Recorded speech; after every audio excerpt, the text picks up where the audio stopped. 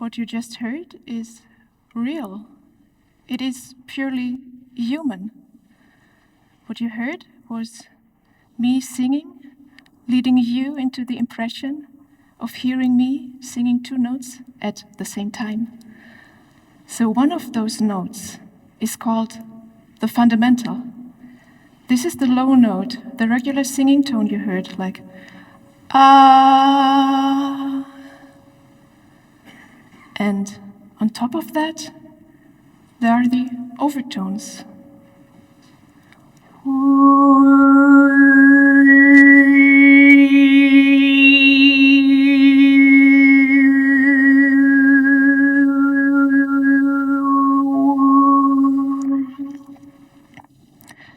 So both sounds are coming out of me.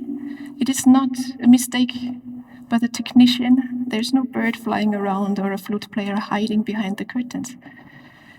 The whole technique is called overtone singing.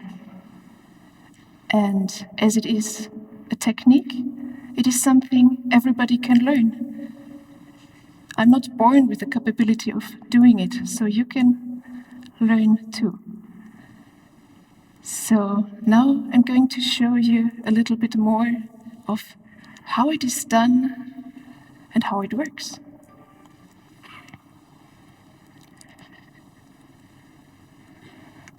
Sound can easily be compared to light.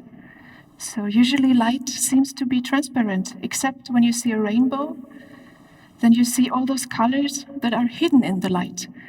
And with the sound, it is very similar. Sound consists out of a combination of frequencies.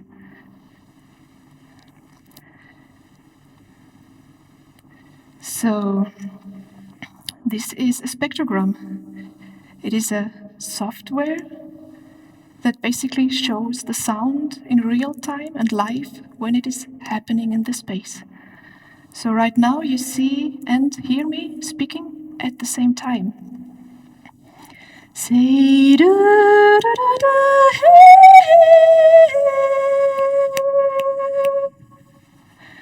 And when I just sing a simple plain note,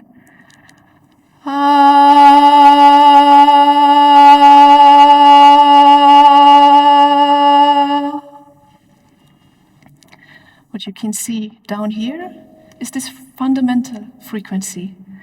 And above are all the overtones. And those overtones are important for the quality of the sound and also for the vowel. So now I put a frequency filter in the computer to show you those notes individually.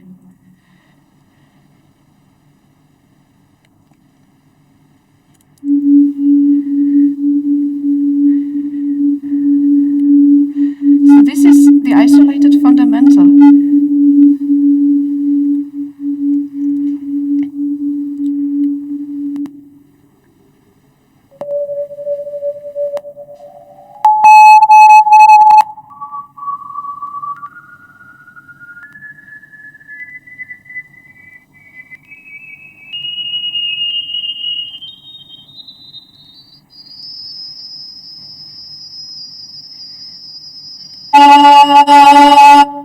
Back to the open sound.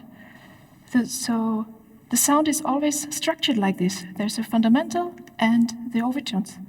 But usually you think you hear only this fundamental because all those overtones, you hear them as vowel and as a sound color. So this was frequency filtering with the computer. An overtone singing technique, I don't need a computer. What I do is filtering all those frequencies in my vocal tract. That is my mouth and my throat.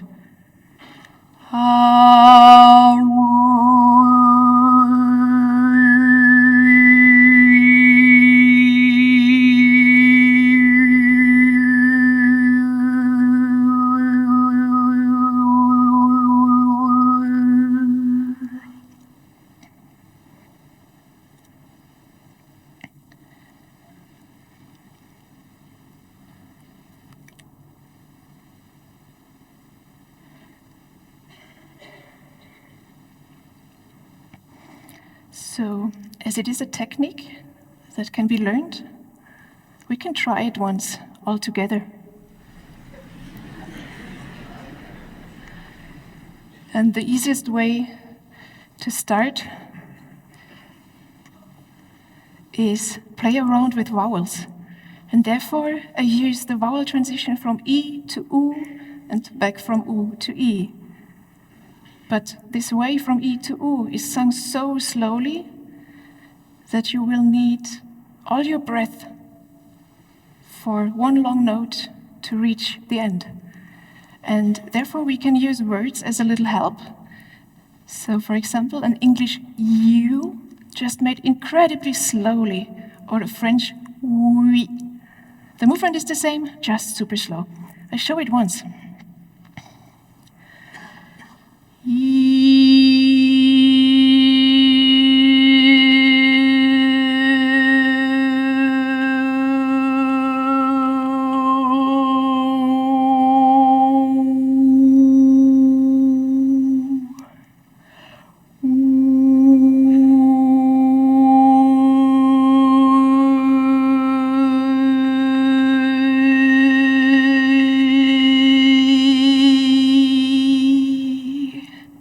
So let's try this together.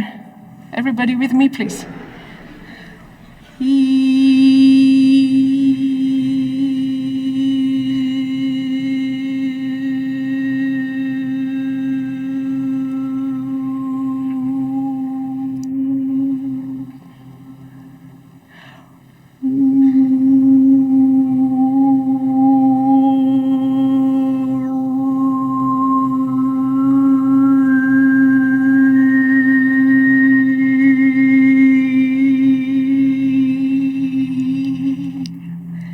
Fantastic.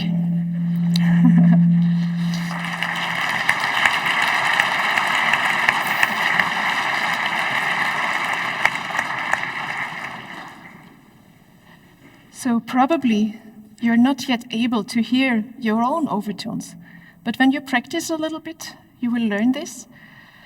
And it is always easier for somebody else to hear your harmonics than for yourself.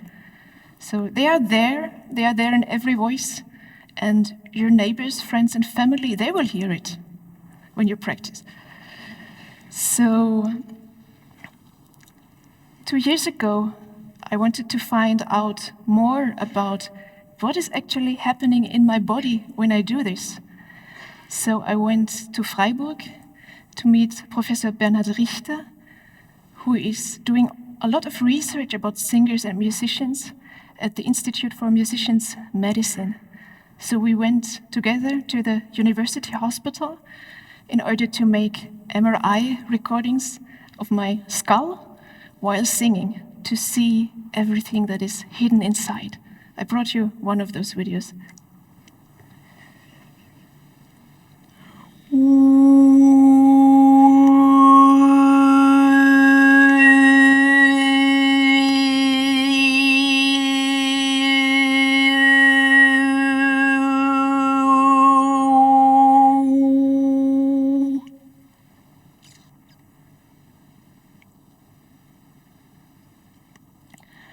So this is basically the exercise we just did together, making vowels from E to U and from U to E.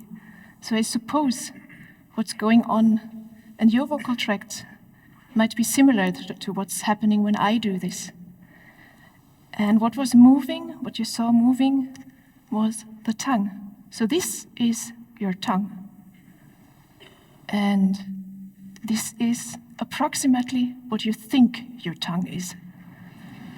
So please move around your tongue, around the upper teeth, and just feel, where does it seem to end? For me, it's approximately here, where the joint of the jaw is. And in all speaking and singing you do every day, also the rest of the tongue is moving, and it's there for articulation.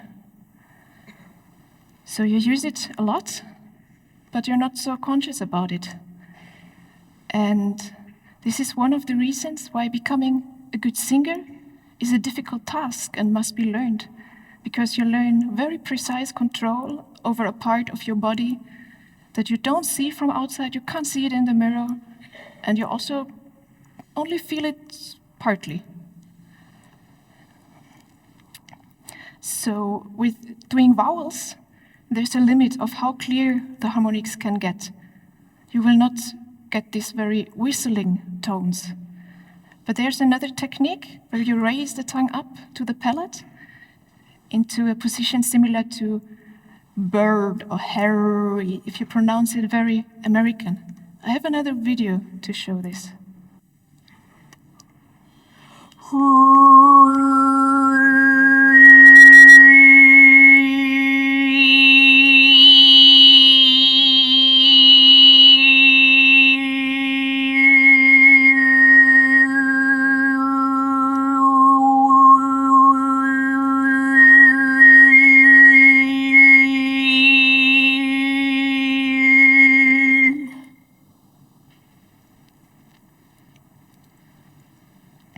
So the big question now is, why should someone learn this strange thing, or what's the use of singing two notes at the same time? My personal interest in it lays in the very deep fascination I have of all these possibilities of sounds the human body and voice can produce, from opera technique to jazz pop singing to all kinds of ethnic styles and yodeling or beatboxing or overtone singing. It's one of those colors the voice can do. And as I am a musician, I use it in my music as a musical instrument, or better to say would be as a vocal instrument. But it is nothing that I have invented. There are people on the world, they live in Mongolia and parts of Siberia, in Central Asia, that have done it for so many years in their traditional music, and they're using it. So their traditional lifestyle is that they live in yurts, they have animals, so they are outside a lot in their life, and they take care for their animals, they watch them, so they have lots of time to sit.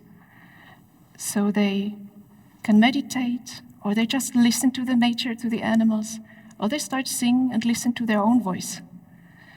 And also in their traditional music, you can find many sound elements inspired by these sounds of the nature, such as birds' sounds, or horses, or wind. In the West, overtone singing is a rather new development, only starting in the last century, in the 60s. There were some composers and musicians searching for new experimental sounds and expression, and they discovered the technique and started to use it. But also in the West, there are other people that are not mainly interested in the music, but they want to use it as a tool to help them in their meditation practice, or as a path to enlightenment. So when you practice at home, you can choose, do I want to make music with it, or do I want to become enlightened, or do I want both and become an enlightened musician? So it's all possible. For me personally, my main interest lies always in the music. This is why I want to show you a couple of more things that can be done with this technique in order to enlarge the musical possibilities of it. So one thing you already heard and saw, this is singing overtones over one fundamental drone.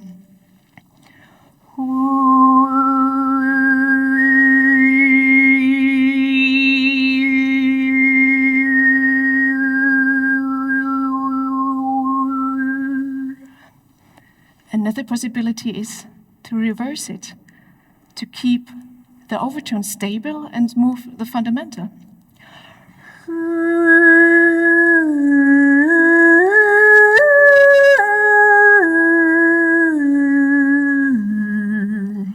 So here you can see the overtone and the fundamental moving. Another option is to move them both in parallel movement.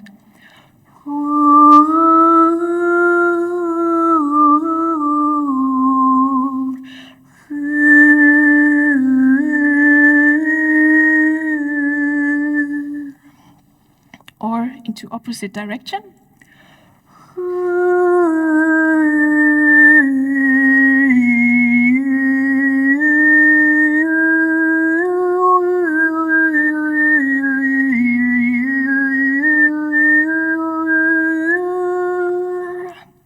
Or to use jumps in the interval in order to combine harmonic series from two fundamentals.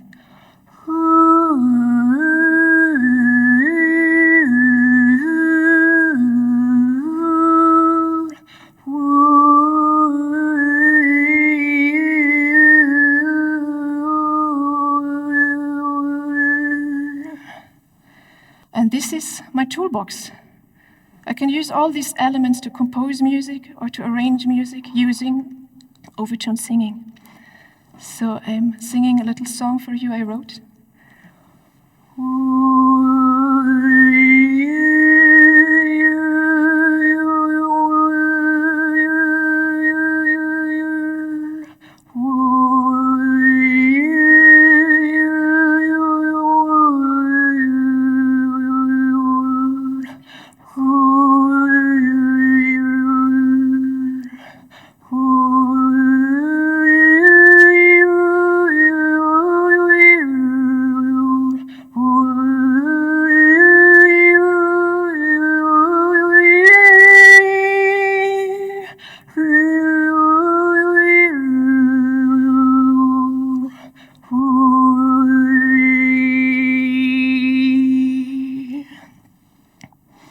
So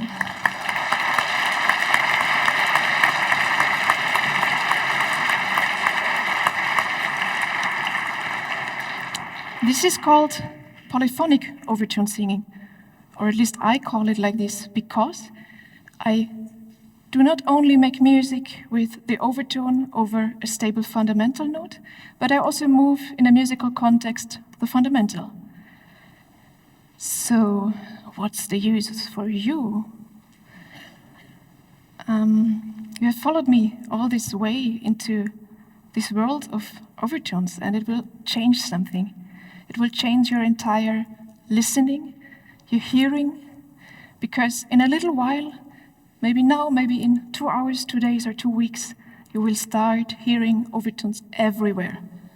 In the noise of a train, in your vacuum cleaner, or in the voices of other people. And you will not get rid of this anymore. So, for example, you could use it to stop being annoyed by nasty sounds. Instead, you can listen in deeply into the sound and find the music that lies there. Or you tune in, blend in with the sound, and practice with it, because all background noise helps you to hear your own overtone more loud. So you can practice everywhere, in the car, while cleaning, while cooking, or even the classic singing in the shower. But you can also sing other stuff, because in general, singing makes you happy and puts you in a good mood. So enjoy your voice, and thank you for listening.